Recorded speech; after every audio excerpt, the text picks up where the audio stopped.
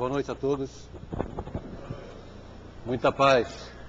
Que Jesus possa luarizar os nossos corações, nos envolvendo na sua doce paz. E que ao retornarmos para os nossos lares, nós possamos para lá levar as benesses que a espiritualidade já semeia aqui neste ambiente. Na abordagem desta noite, nós gostaríamos de falar um pouco acerca da proposta educativa da doutrina espírita para as nossas vidas. Nós sabemos que a doutrina espírita não é uma doutrina salvacionista. Portanto, ela não propõe a salvação de ninguém. Na verdade, nós devemos procurar nos salvar da nossa própria ignorância. Mas a doutrina espírita tem uma proposta pedagógica para as nossas vidas.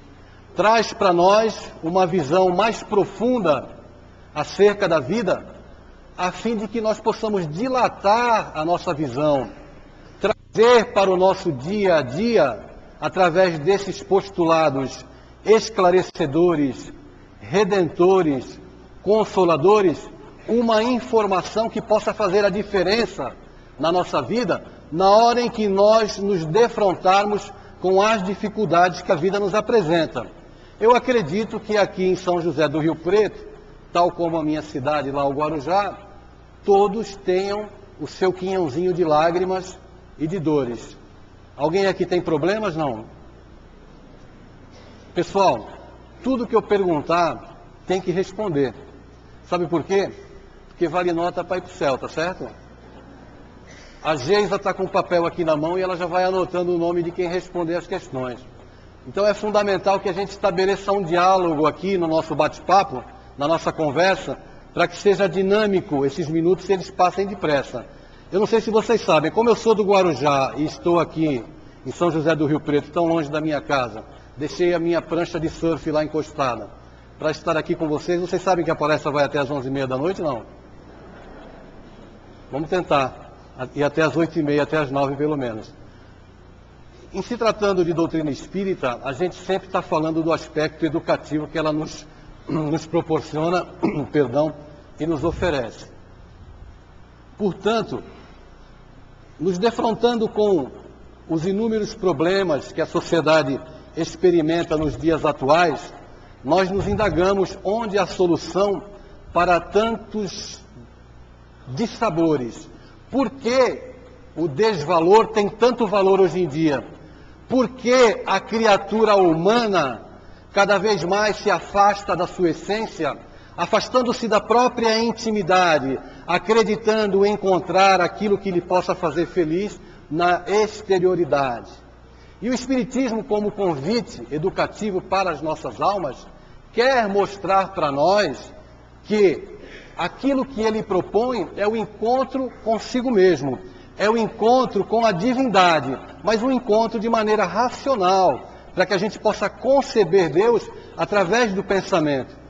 O Espiritismo não nos proíbe de pensar, muito pelo contrário, é uma doutrina que veio nos ensinar a pensar, não o que pensar.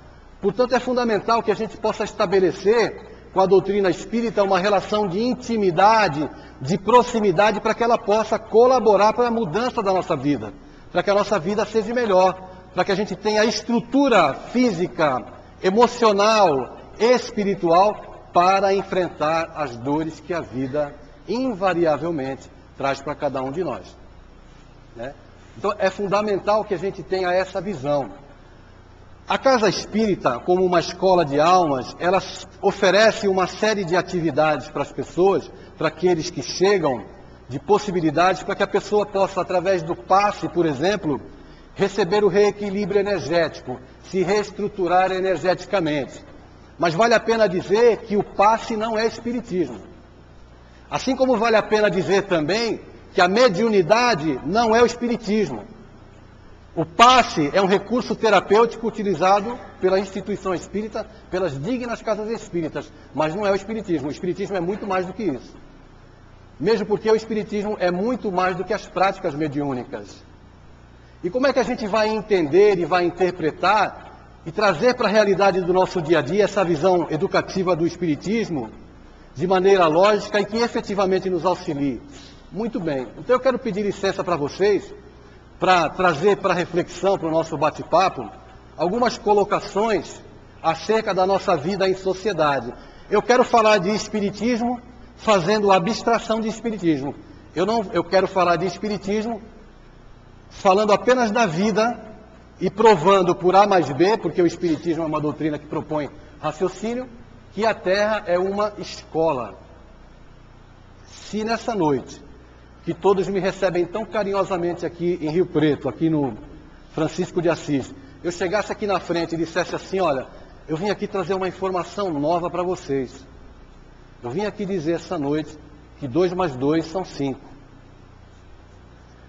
Certamente as pessoas ficariam chocadas e diriam assim, coitado desse careca, ele mora lá no Guarujá, deve tomar muito sol na cachola, e certamente ficou com o juízo mole e ele acredita que 2 mais 2 sejam 5. Todos aqui sabem que são 4. E eu poderia ficar falando aqui 3 dias sem parar, que todos já sabem que 2 mais 2 são 4, porque é um estado adquirido através do raciocínio e do conhecimento.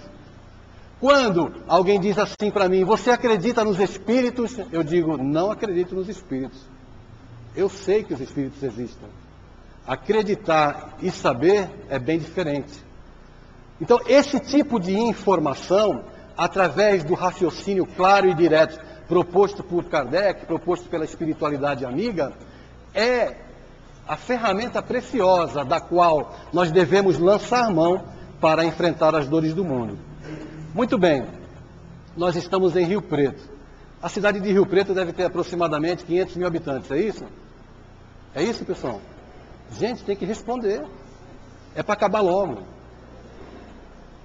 500 mil habitantes. Eu acreditava que tinha 1 milhão de habitantes, Rio Preto, e tomei conhecimento disso há meia hora atrás na casa do meu amigo Abílio, que está me recebendo, me hospedando. 500 mil habitantes. Suponhamos, hipoteticamente, que todos os sinais de trânsito da cidade de Rio Preto desaparecessem amanhã. Faixa de pedestre, semáforo, sumiram todos os sinais de trânsito. Ou melhor, vamos mais longe ainda, desapareceu a legislação de trânsito. O que vai acontecer em Rio Preto? O caos. Então nós, enquanto sociedade, elaboramos através dos nossos dignos representantes uma legislação de trânsito que visa dar para todas as pessoas garantias no direito de ir, não é isso? Certo, pessoal? Então existe a faixa de pedestre, eu tenho certeza que aqui em Rio Preto ninguém atravessa na rua fora da faixa de pedestre. Eu também tenho certeza que aqui em Rio Preto, como lá no Guarujá, ninguém avança o sinal vermelho. Ninguém para em fila dupla. A legislação de trânsito criada por nós, alguém pode perguntar assim, mas esse cara veio falar de trânsito aqui, eu estou falando de espiritismo, sem tocar em espiritismo. Eu quero provar que a Terra é uma escola. Quero conversar e provar, como 2 mais 2 são 4, que a Terra é uma escola. Então nós, devido às necessidades de progresso da nossa sociedade, criamos, através dos nossos representantes, essa legislação de trânsito que visa dar garantia para o pedestre. Se ele não atravessa na faixa, é porque ele não está educado para isso. Dar educação para o motorista. Se ele avança o sinal vermelho, é porque ele não está educado para isso.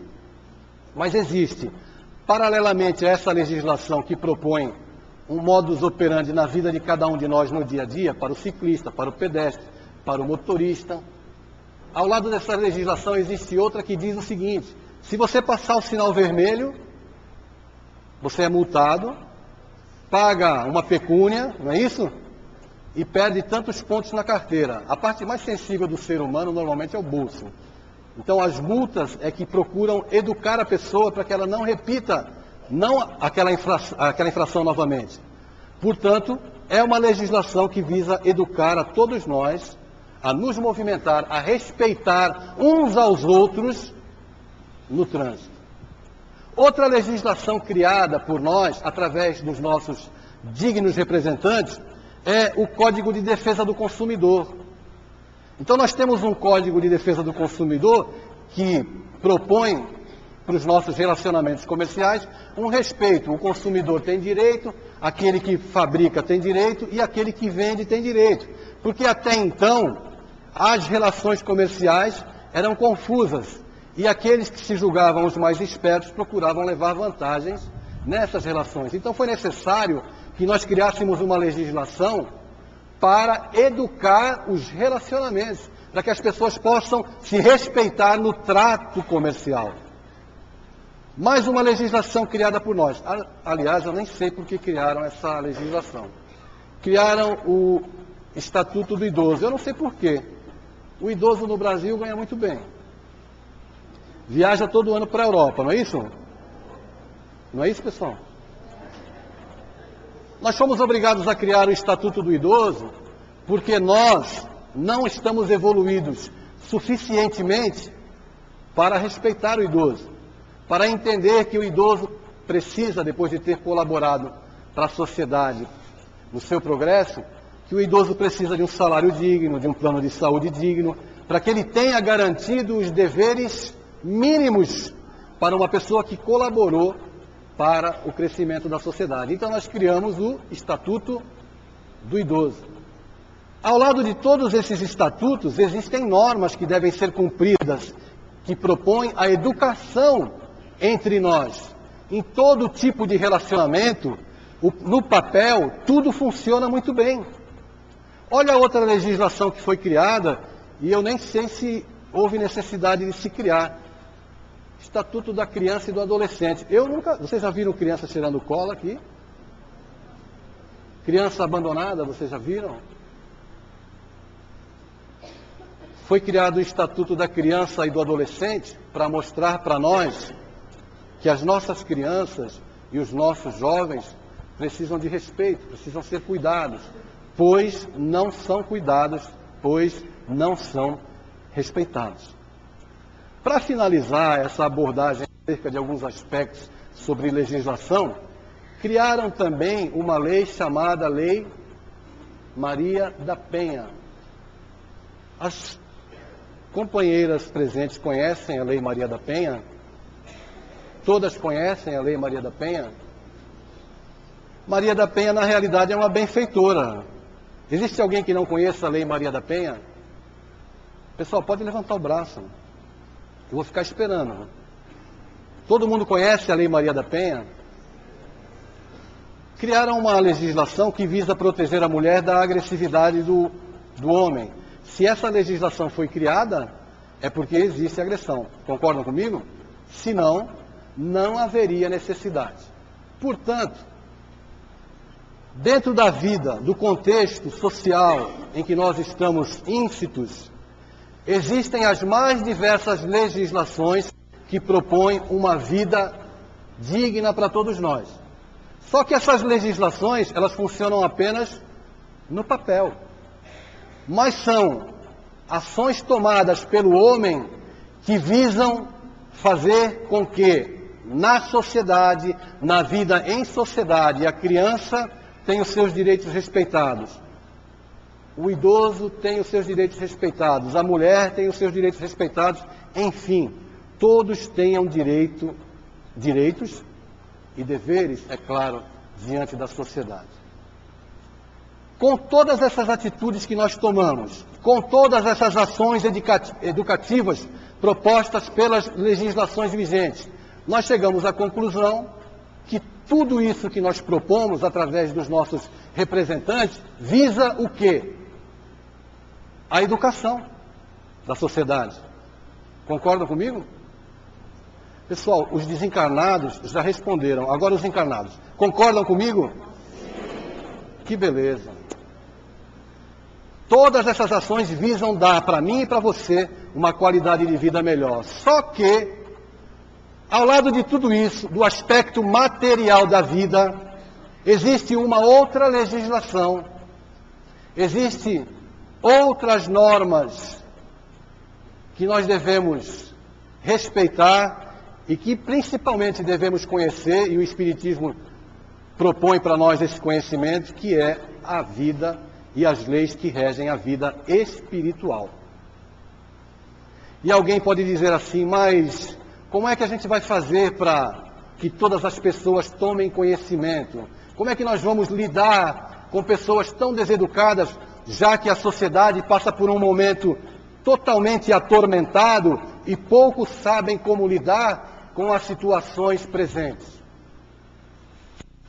Eu gostaria de pedir licença para vocês, nesse instante, de falar da minha vida em alguns aspectos, particularmente do meu relacionamento com o meu pai e com a minha mãe. O meu pai já está no mundo espiritual. A minha mãe, com 87 anos, está muito bem. Ainda hoje de manhã me ligou: filho, você já chegou em Rio Preto? Está tudo bem aí com você? Correu tudo bem na viagem? Quando eu voltar, se eu deixar, ela faz mingau para mim e vai me dar mingau na boca. As mães são assim. As mães são os únicos seres que eu conheço que quando adormecem, um olho fica fechado e o outro fica aberto.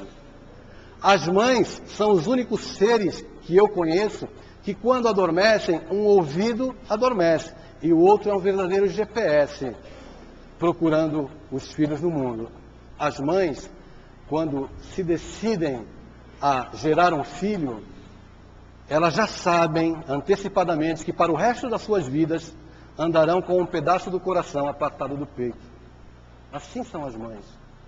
E eu me recordo do meu pai, que já está no mundo espiritual, quando ele dizia para mim que eu era garoto. Ele dizia assim: se você fizer novamente isso, Deus vai lhe castigar. E aquilo me assustava tremendamente. Menino, não faça isso, dizia minha mãe. Menino, não faça isso, dizia meu pai. Deus vai lhe castigar se você fizer isso de novo. Eu comecei a enxergar Deus de uma maneira um tanto quanto diferente, como uma criança enxerga. Os adultos subestimam a inteligência da criança, por isso se enganam tanto com a criança. E eu resolvi daquele dia em diante, daquela época em diante, me afastar de Deus. Sabe por quê? Porque quando eu fazia alguma coisa errada, meu pai vinha e me dava uma palmada. A minha mãe vinha e me dava outra palmada. E eu comecei a ficar com medo do tamanho da mão de Deus. E eu imaginava, se ele me pegar, a coisa não vai ficar boa para o meu lado. Porque quando a minha mãe bate, já arde tanto. Se Deus bater, o que será de mim? Então eu estabeleci como verdade para a minha vida, porque a informação veio através do meu pai e da minha mãe. E informação que chega até nós, através do pai e da mãe, é uma informação que a criança tem como absolutamente verdadeira. E aquela informação ficou comigo. E eu decidi me afastar de Deus. E só mesmo a vida e os anos e a dor, que foi a minha mestra e tem sido a minha mestra, é que me convidou a procurar novamente a divindade. Aí eu conheci o Espiritismo, enfim, e as coisas começaram a acontecer.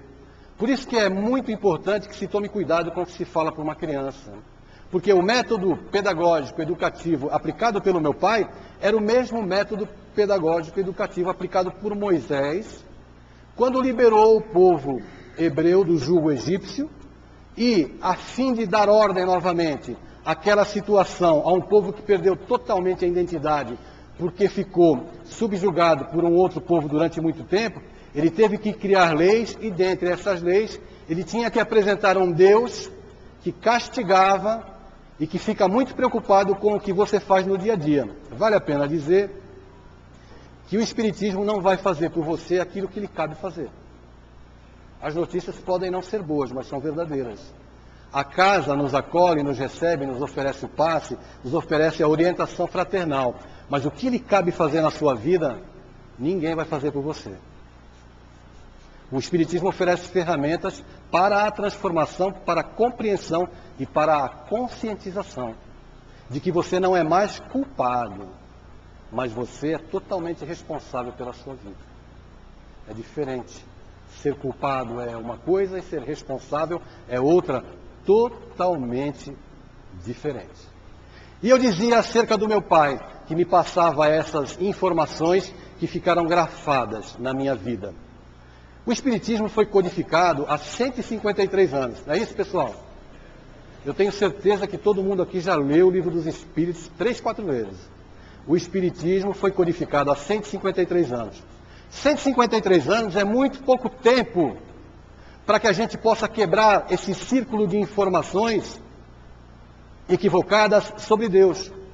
Então, como nós reencarnamos e desencarnamos, e a morte não transforma ninguém, a gente desperta tal qual é, carregando o nosso psiquismo as informações educativas que tivemos na infância, na adolescência e na idade adulta, quando nós retornamos para o corpo aqui na Terra, nós trazemos no nosso psiquismo, ainda grafado, muito dessas informações equivocadas que nós recebemos. Então, para que a gente possa quebrar esse ciclo de informação equivocada, você que tem filho, irmão pequeno, adolescente em casa, enfim, quem é que não tem uma criança na sua vida? Não é verdade? É fundamental que a gente possa passar para os nossos filhos uma informação diferente. E todo mundo fala assim, a sociedade não muda, nada muda. É claro, a gente não faz nada para mudar. Para quebrar esse círculo da ignorância que permanece na nossa vida, nós precisamos entender que fora da educação não há salvação. O eminente escritor da literatura nacional, Fernando Moraes, talvez alguns presentes conheçam Fernando Moraes, é um escritor que já ganhou o prêmio Jabuti, já ganhou algumas honrarias literárias por causa do trabalho digno e muito bom que ele realiza, em especial no campo das biografias. E Fernando Moraes escreveu a biografia de Chateau, o rei do Brasil, escreveu a biografia de Paulo Coelho, e Fernando Moraes escreveu um livro chamado A Ilha, que para mim, pessoalmente, é um livro muito especial, eu já li 2 vezes, tenho esse exemplar em casa, por causa de uma única passagem, uma única frase que tem no livro, para mim vale o livro, que chamou a minha atenção, principalmente depois que eu comecei a escrever para crianças e agora recentemente para adolescentes. Fernando Moraes diz o seguinte, ele fala, o livro A Ilha é um livro que retrata Cuba. Ele queria escrever um livro sobre Cuba e foi morar em Cuba. Passou alguns meses para conhecer o sistema, o regime cubano, para poder escrever com propriedade, o que ele fez muito bem. Nesse livro, A Ilha, de Fernando Moraes, existe uma frase que vale o livro. Ele diz o seguinte, no aeroporto de Havana, em Cuba, existe um outdoor estrategicamente colocado. Então, quando você desce do avião, não tem jeito, você vai ter que ler aquele outdoor. Porque ele foi colocado ali para você ler quando sai do avião. Porque eles pretendem com isso fazer uma propaganda do regime cubano. E diz assim esse outdoor, quando você sair do avião, quando você for a Cuba, você vai ver esse outdoor e está escrito assim, esta noite, milhões de crianças dormirão na rua. Nenhuma delas é cubana. Vou repetir. Esta noite, milhões de crianças dormirão na rua e nenhuma delas é cubana. Se não são cubanas, milhões de crianças são muitas crianças. Não é verdade? Não é, pessoal? Muitas. Se não são cubanas, vamos fazer aqui uma análise. Podem ser haitianas, senegalesas, tailandesas, bolivianas, venezuelanas,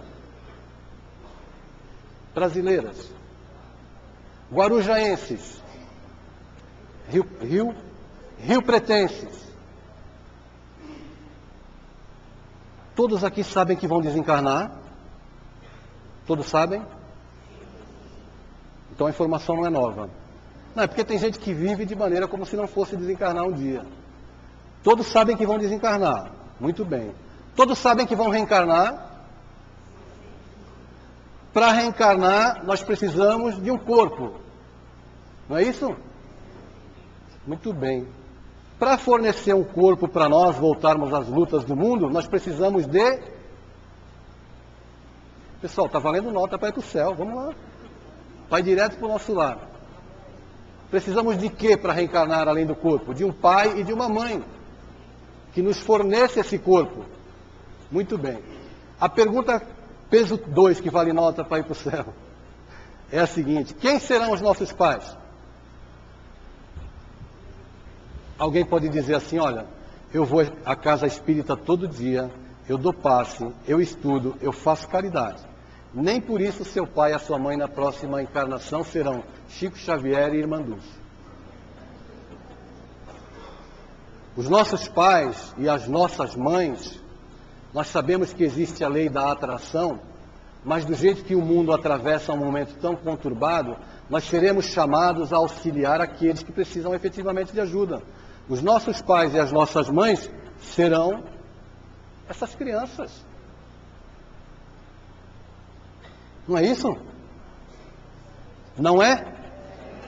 Serão essas crianças que estão abandonadas, às vezes, não fisicamente, porque tem um lar que as acolhe, mas abandonadas afetivamente. Não tem afeto, não tem amparo, não tem atenção dentro da nossa casa, muitas vezes. E alguém pode ficar comovido e dizer assim, então vamos fazer o seguinte, vamos reunir aqui um grupo de pessoas, vamos lá na Praça da Sé em São Paulo e vamos pegar aquelas crianças e vamos salvar o mundo. Nós não vamos conseguir assim. Mas a gente vai começar a mudar o mundo se a gente começar a olhar para as crianças que estão na nossa casa. As crianças que estão na nossa casa precisam ser ouvidas. Os adolescentes que estão dentro da nossa casa precisam ser ouvidos. Portanto, eu digo, pais, mães, não falem mais com os seus filhos. Conversem com os seus filhos. Passem a conversar. Passem a ouvir o que os seus filhos têm a lhe dizer. E eu me recordo novamente do meu pai, e eu tenho aqui a minha mão esquerda 5 dedos, e eu não vou completar aqui os 5 dedos das lembranças de que nós nos abraçamos. E eu imagino como é que ele sofria por não conseguir ser uma pessoa afetiva. Como as pessoas sofrem por não conseguirem demonstrar afetividade, por não conseguirem ser afetuosas, por não conseguirem dizer eu te amo, por não conseguirem acarinhar, por não conseguir chamar um filho e falar, filho, eu amo você, preciso de você. Alguns fazem, é claro, não é regra geral, mas muitas pessoas não fazem. Os filhos precisam ser ouvidos. Os pais não são donos da verdade. Não são. São aprendizes também. E eu vou dizer para vocês aqui, da minha experiência como pai. Eu tenho um filho de 25 anos, que mora em São Paulo, é independente, tem a vida dele, tem o emprego dele lá, que está muito bem. Mas eu vou contar para vocês a história do pai chiclete. Vocês conhecem o pai chiclete? Vocês sabem o que é um pai chiclete? Mas existe mãe chiclete também. E as mães, quando grudam, são piores às vezes. O pai chiclete que vos fala, agia assim. Meu filho morava comigo lá no Guarujá. E aí ele passou num concurso para oficial de promotoria, para ir trabalhar em Registro, que fica a 180 quilômetros do Guarujá.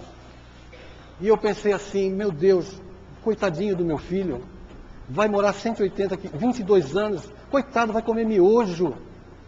Quem é que vai olhar esse menino? Mas eu comecei a me convencer de que estava na hora dele dar rumo à vida dele. E nós fomos a Registro, ver uma casa para alugar, arrumamos os móveis e ele mudou. E ele ficou 5 dias sem ligar para mim. Isso é uma falta de respeito.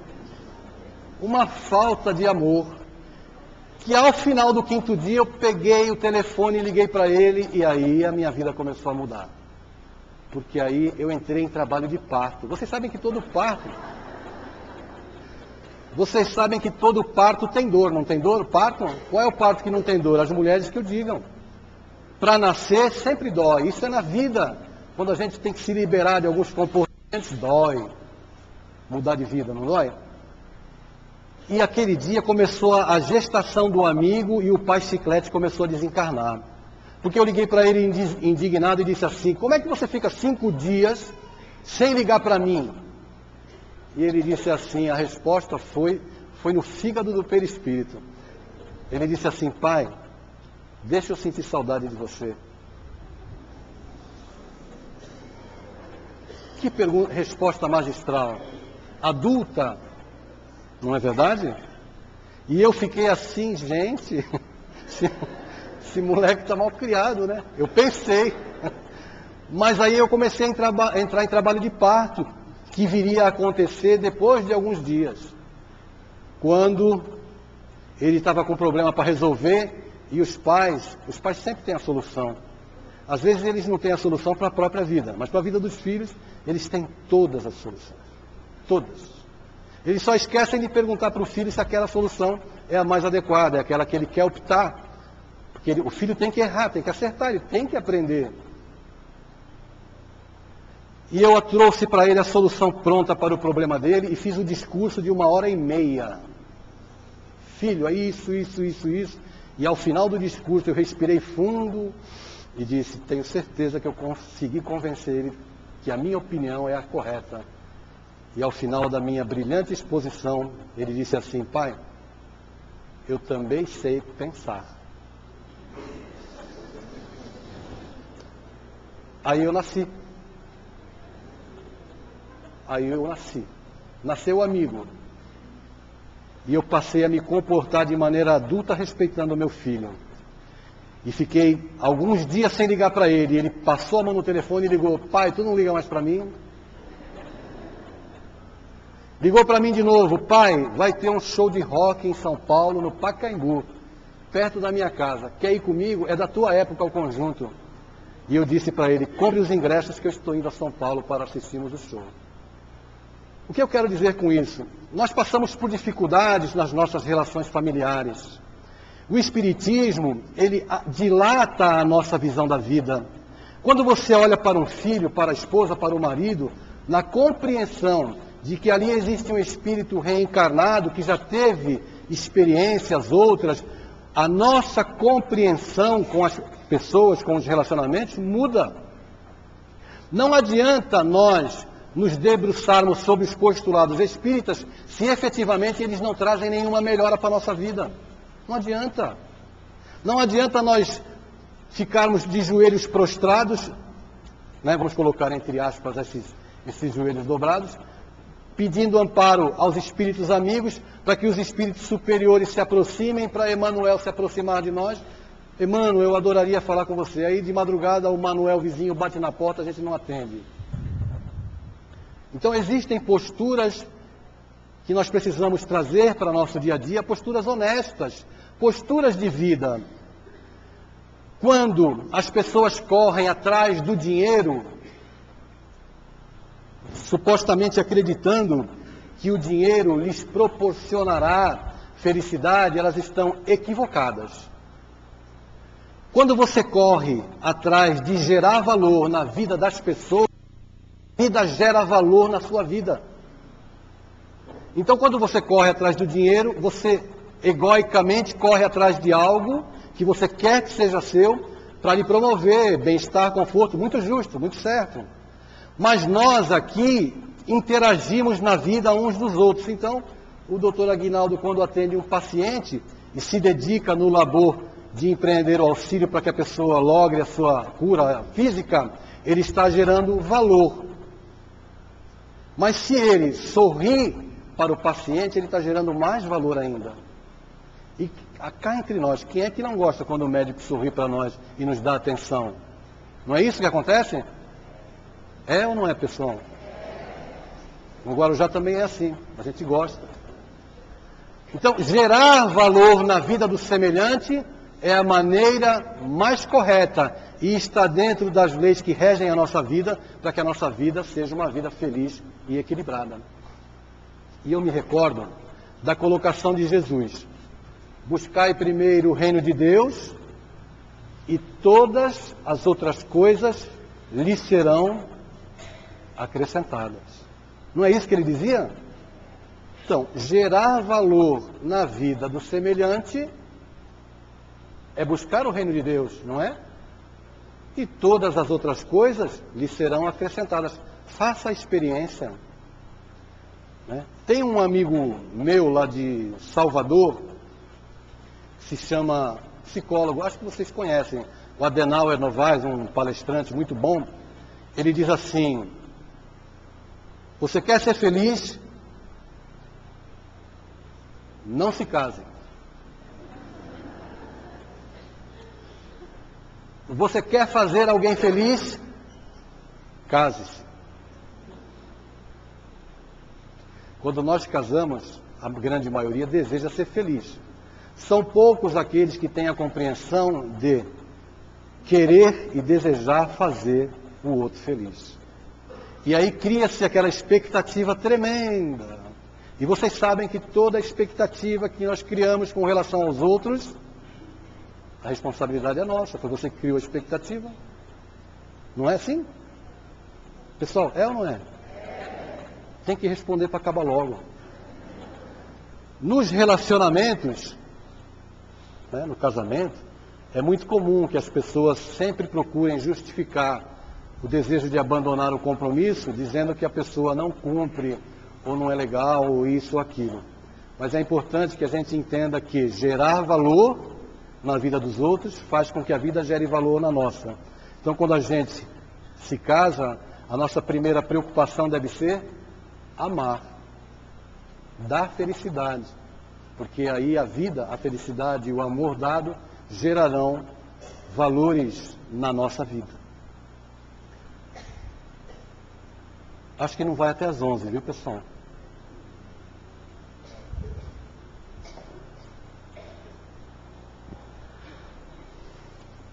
Há mistérios peregrinos, nos mistérios dos destinos, que nos mandam renascer. Da luz do Criador nós nascemos. Múltiplas vidas nós vivemos. Para a mesma luz volver. Nós buscamos na humanidade as verdades da verdade, sedentos de paz e de amor. E em meio aos mortos-vivos, nós somos míseros cativos da iniquidade e da dor. É a luta eterna e bendita em que o espírito se agita nas tramas da evolução. Oficina onde a alma presa foge a luz, foge a grandeza da sublime perfeição. É a gota d'água caindo no arbusto que vai subindo, pleno de seiva e verdor. É o fragmento do estrume que se transforma em perfume na corola de uma flor. Flor que, terna expirando, cai ao solo fecundando, no chão duro que produz, deixando um aroma leve na aragem que passa breve, nas madrugadas de luz. É a rija bigorna ao malho, pelas fainas do trabalho, a enxada fazendo o pão. É o escopro dos escultores, que transformam as pedras em flores, em carraras de eleição. É a dor. Quem aqui não conhece a dor?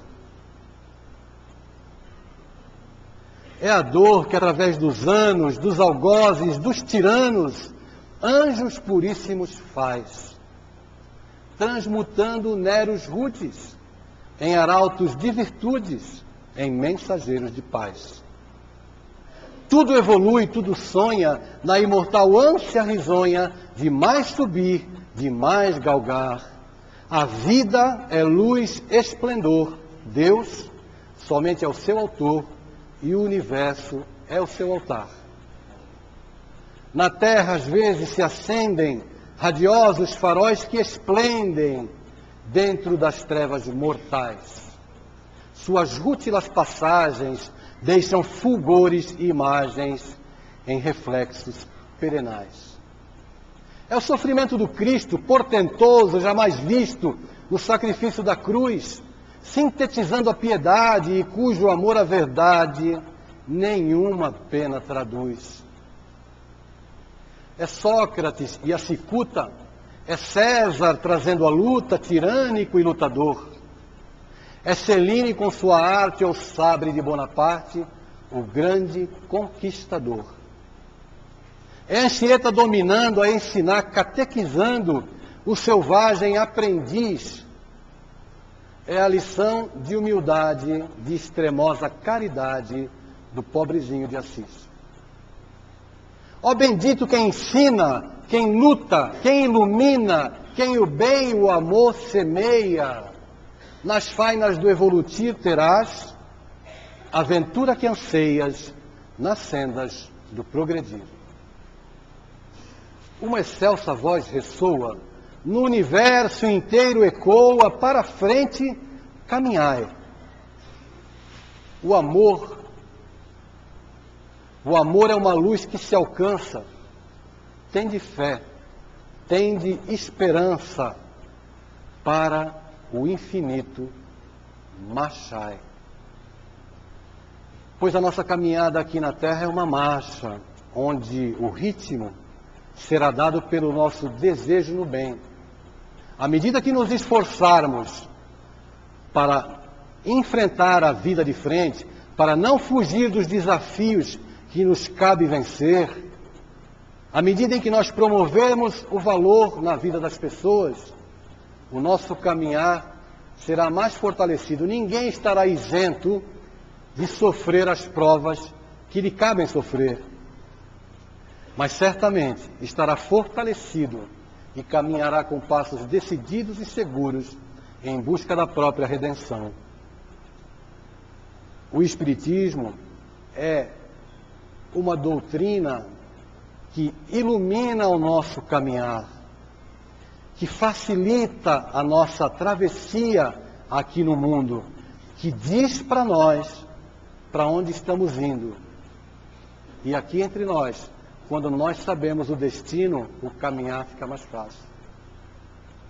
Quando nós sabemos para onde estamos indo, caminhar no enfrentamento dos problemas fica mais fácil.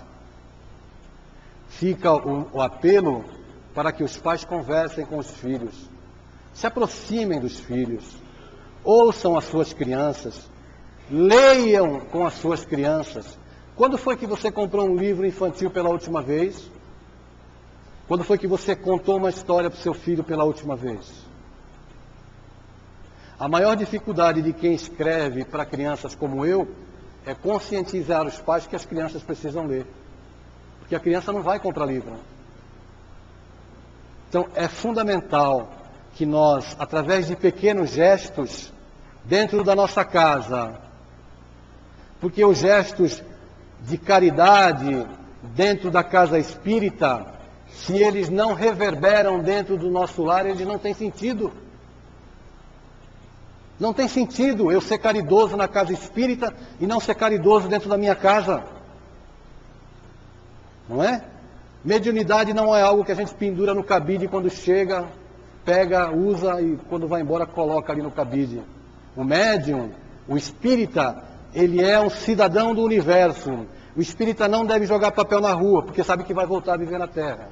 O espírita não pode roubar sinal de TV a cabo, porque é a mesma coisa que roubar milhões em Brasília, é roubo do mesmo jeito.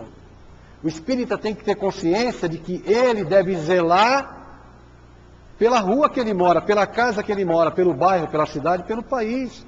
Porque nós somos cidadãos do universo. Nós, você queira ou não, nós vamos voltar para a Terra. E voltar para a Terra é importante que nós encontremos familiares mais preparados. O meu pai, quando dizia para mim que Deus ia me castigar, ele me passava uma informação que ele também tinha recebido. Era assim que ele entendia Deus. Deus não se ama, se teme. Mas o Espiritismo veio dar uma nova visão para nós. Portanto, cabe a cada um de nós lançar mão dessa nova visão. Eu queria contar para vocês, eu estou com 50 anos. Eu sei que não parece que tenho 39, né? Mas eu já tinha alguns livros publicados para adulto. Eu até estive aqui no Francisco de Assis, carinhosamente hospedado na casa do Dr. Aguinaldo, acho que há cerca de 6 anos atrás, 5 anos atrás. Eu passei por aqui, naquela época eu ainda tinha cabelo. Depois o tempo passou, muito bem. E eu tinha lançado só um livro para adulto, e jamais na minha vida eu pensei que fosse escrever livros para criança. Então eu comecei uma jornada de palestras ontem em Barretos e vou falar até domingo em algumas cidades, Araraquara, Matão, a gente vai passar a semana toda. E quando eu saio para viajar assim, normalmente eu carrego comigo 400 livros, 450 livros infantis, vem de tudo. Sabe por quê? Porque as pessoas não sabem que existe livro espírita para criança. E como é que começou esse desejo? Eu tenho uma netinha, que se chama Isabela. E a minha neta nasceu e eu queria passar para ela a mensagem espírita e não sabia como fazer. E aí eu fui procurar alguns livros e achei que precisava de mais coisas, de mais subsídios. E aí eu tive um sonho com um espírito desencarnado, um escritor infantil. Acho que ninguém quer saber quem é, né? Não precisa contar não. Eu sonhei com esse espírito e ele disse para mim assim no sonho: você quer escrever para criança? Eu disse: é o que eu mais gostaria de fazer. Ele disse: então, estude literatura infantil, leia livros infantis. E quando eu acordei no dia seguinte, eu vi uma mensagem do Chico Xavier, que dizia assim: do nada não sai nada. E aí eu resolvi comprar livro infantil. E comprei livro e li. Mas eu lia livros da literatura nacional: Ruth Rocha, Tatiana Belinsky, Ana Maria Machado, Ziraldo, Monteiro Lobato. E à medida que eu comecei a ler, as ideias começaram a vir. Começou a chover. E um dia eu estava em casa, a minha esposa não estava em casa, e eu brincava com a minha neta. Eu tenho em casa 2 pitbull, de 1,7 kg cada uma, 2 Yorkshire. Como a minha esposa não estava em casa, a gente corria, passava por cima da cama, as cachorras atrás, a minha neta atrás. Depois invertia, eu na frente, as cachorras e a minha neta. E naquela brincadeira veio um texto pronto na minha mente. E eu, como eu sou um espírito que quer progredir, eu pedi aos espíritos: eu gostaria tanto de escrever um livro que falasse sobre morte. Mas que coisa mais tétrica, falar sobre morte para criança. Mas falar para adulto sobre morte já é tão difícil, como é que a gente faz para falar sobre morte para criança? E nesse dia, brincando, veio o texto pronto. Eu disse para minha neta: fica brincando aí com a Pepe, que o vô vai sentar aqui para escrever. E aí eu escrevi em 2 horas um texto. E quando eu acabei de escrever o texto, uma voz disse assim para mim, na acústica da minha alma: envie esse texto para a Federação Espírita Brasileira, para que ele seja publicado lá, para que o seu trabalho ganhe credibilidade. Aí, a FEB é assim: tem uma sede no Rio de Janeiro e uma em Brasília. Você manda um texto para o Rio de Janeiro, eles têm que aprovar no Rio, manda para Brasília, leva 1 ano para você saber se você vai publicar ou não. E eles aprovaram o texto com 3 meses. E como eu sou espírito que já se alimenta de luz, eu pensei assim: já que eu consegui enganar eles em 3 meses, vou mandar mais 2 para ver se eu engano de novo. E mandei mais 2 textos, eles aprovaram.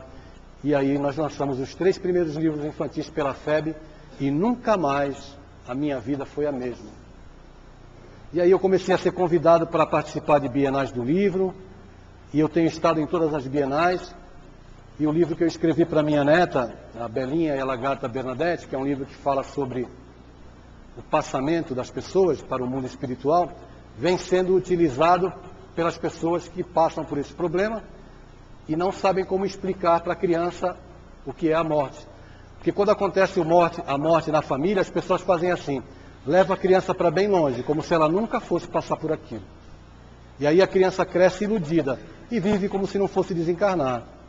E nós sabemos que é uma verdade, que é natural e faz parte da vida o desencarne. A morte faz parte da vida. A morte é o metamorfosear da vida.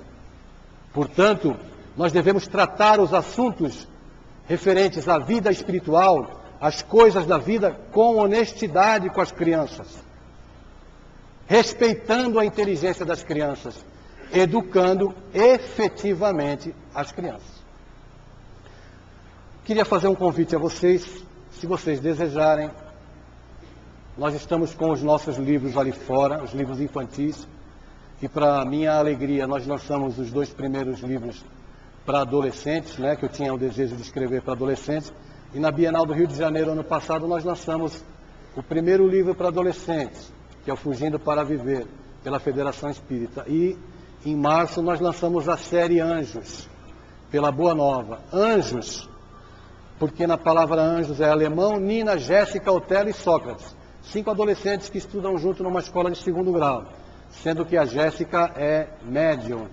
E é através dessa garota que eu quero apresentar o Espiritismo para adolescentes. Com muita aventura, código secreto, música, numa linguagem acessível aos adolescentes. Para deixar a mensagem final, e a mensagem da doutrina espírita é uma mensagem de esperança, uma mensagem de enfrentamento da vida, jamais de conformismo, jamais de ociosidade. Venha a esta instituição, participe, colabore. Quem seca a lágrima do próximo não tem tempo de chorar as próprias. Venha, não se esconda da vida. Você é muito importante, saiba disso. Acredite no amor, acredite em você. Tempos atrás, séculos atrás, um homem passou pela Terra e foi tido como revolucionário porque ele dizia que nós tínhamos que nos amar. E ele disse mais, ele disse assim: vós sois deuses, tudo aquilo que eu faço vós podereis fazer e muito mais. Portanto, vós sois deuses. Promova o bem, que o bem será a sua vida. Sejam absolutamente felizes. Muita paz a todos. Até uma próxima oportunidade.